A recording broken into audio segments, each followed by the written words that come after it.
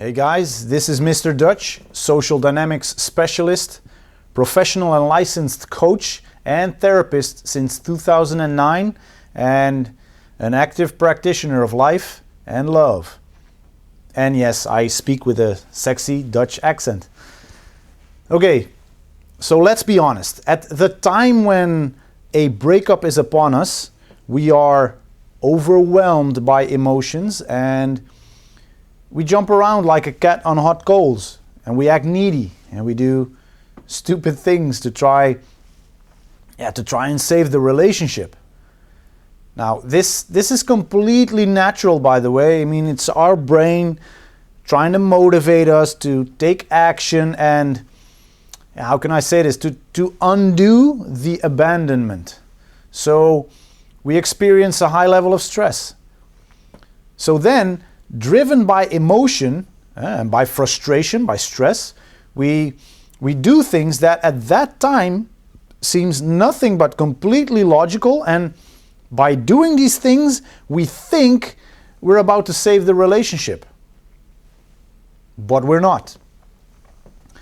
Now, I have been working with international clients since 2009, and I have defined a few common mistakes that both men and women also make to try and influence their partner not to leave and to make them stay in the relationship.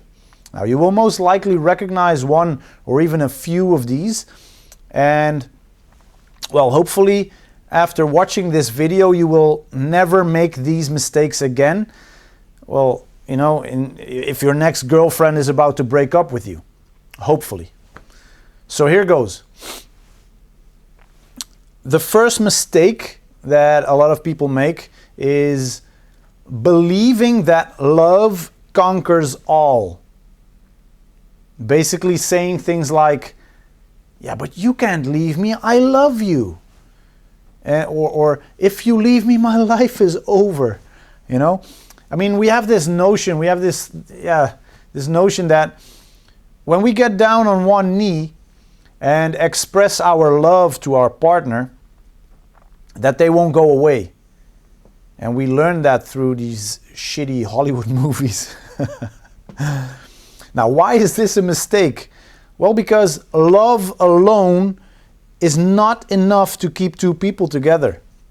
I mean, many couples who break up every single day, they still sincerely love each other, but they still break up. So don't rely on love and telling your partner that you love them. I mean, it's not enough. It's not the glue in your relationship. And love will not be the reason for her not breaking up with you. Once she has set the breaking up in motion, she will break up with you. Yeah? So don't rely on love. Okay, so mistake number 2 is looking for sympathy and for pity. Now, what I mean with that is you act all depressed, you know, around her. And while doing so, you hope to influence her decision. And you hope that she pities you and stays with you because you are so sad. So why is this stupid to do? And completely counterproductive? Well, it's because people in general don't want to be connected with depressed people. Yeah, a woman with a healthy emotional wiring does not want to be in a relationship with a man who is a depressed sack of dog's bollocks. And why would she? She wants to hang out with people that positively stimulate her emotions and not bring them down. Yeah, makes sense? So, being or acting depressed is the exact opposite of being attractive. It's repulsive. Okay, so the next mistake, manipulation. Now, this is something that, well, one of my exes has tried to do with me, using my own daughter against me, unfortunately. Saying things like, if you want to see her again, you should do whatever I say. and give in to my demands. Yeah, that was the message. Or if you want to see the dogs again, you best not leave me. Or if you leave me, I'm going to take everything away from you. She really said that. I'm going to take everything away from you and you're not getting this and that, and a lot of bullshit. So basically using things like sex or the house or the kids, the money or your friends as a means to manipulate your soon-to-be ex to stay with you. Have you ever done this? You have to see it like this. Doing this will result in a major loss of respect from the other person. And why would your ex want to be in a relationship with a person that she doesn't respect? I mean, neither would you. So, it's a bad strategy. Next mistake is attacking her logic. When breaking up, your soon-to-be ex could share her logical reasons as to why she doesn't want to be with you anymore. And those reasons are real to her. She has put some thought into it, and so she has her reasons. So in one of the last conversations you might have, right before the breakup, she will most likely tell you her reasons. And what do?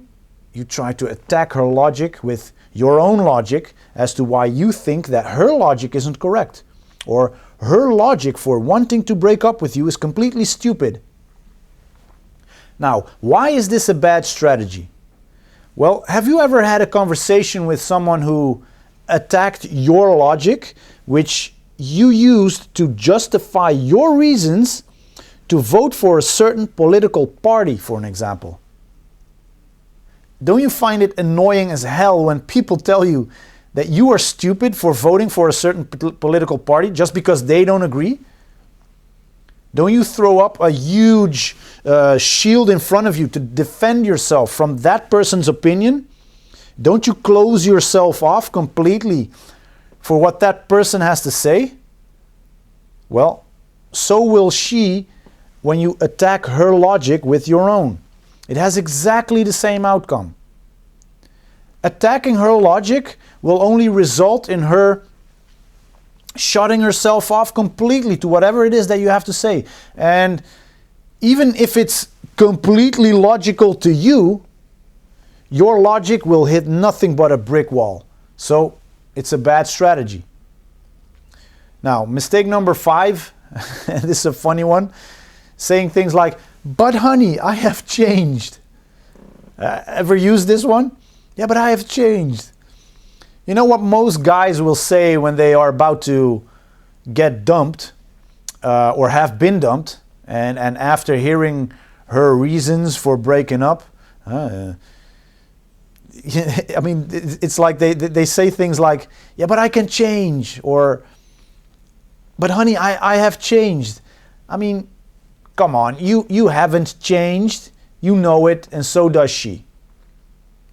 She is never going to believe that you have changed. Plus, you saying it won't make her believe it anyways. That's your logic against her logic, remember? So you'll have to show a certain behavioral change. English. And you know, and being able to really change, it could take a while. Yeah, it could actually take years, even if you are really committed to change your own behavior. But she has to see it, she has to experience it, not hear it. Yeah, so when you say it, she knows it's just you trying to save your relationship, yeah, in a very needy way, a very desperate way. And this does not work. Behavioral change. Okay, mistake number 6. I call it defensive pride and ego. And what I mean is you're too proud and you start poking into her directions, saying things like, "You'll never find anyone like me, and I'm too good for you anyways," or "You were never good in bed, your blowjob sucked," or "Your food tasted like dog crap." Things like that, to try and hurt the other person, to try and hurt her. I mean, ever done something like that? It's a bad strategy. Or you know, like with your ego, you could think like, well, she's dumping me, so I'm not even going to try and do anything. She has to do the work and fight to get me back. You know, this is defensive pride and ego. And it doesn't work productively in your favor. And it could very well damage the chances that you have to get back together again. So defensive pride and ego, bad strategy. Now understand that you can still put your ego and your pride aside without having to beg, without having to get on your knees or to do something degrading to try and fix whatever needs to be fixed. You're not less of a man when you try to make it work. Okay? Mistake number 7, having passive thoughts. Now, what I mean with this is you deciding to sit down in a dark corner to cry and have a pity party while telling yourself, if it's true love, she'll come back, and until then I'm just gonna cry in a corner. You know, this is one of the worst things you could do if you want to save your relationship, because it makes you passive and it makes you wait for the gods of love to magically bless you with the return of your lady. I mean, we both know that this won't happen, not in that way, okay? I personally rather have an active approach.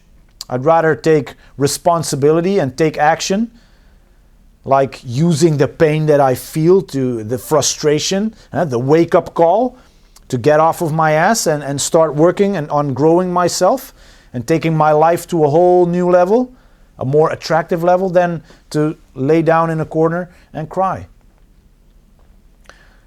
So these are among the most common mistakes that I've identified, and I surely hope that you are not making any of these. And if you are currently going through a breakup and you are recognizing yourself in any of these mistakes, then just, be aware and stop doing them right now. Stop making the mistakes, because you are only making things worse. So this was Mr. Dutch, and if you appreciate the value in this video, please hit the subscribe button. And if you want help from a professional, an international professional, an international dating and relationship expert, then simply go to rickdutch.com and apply for a coaching session. And I will see you in the next video.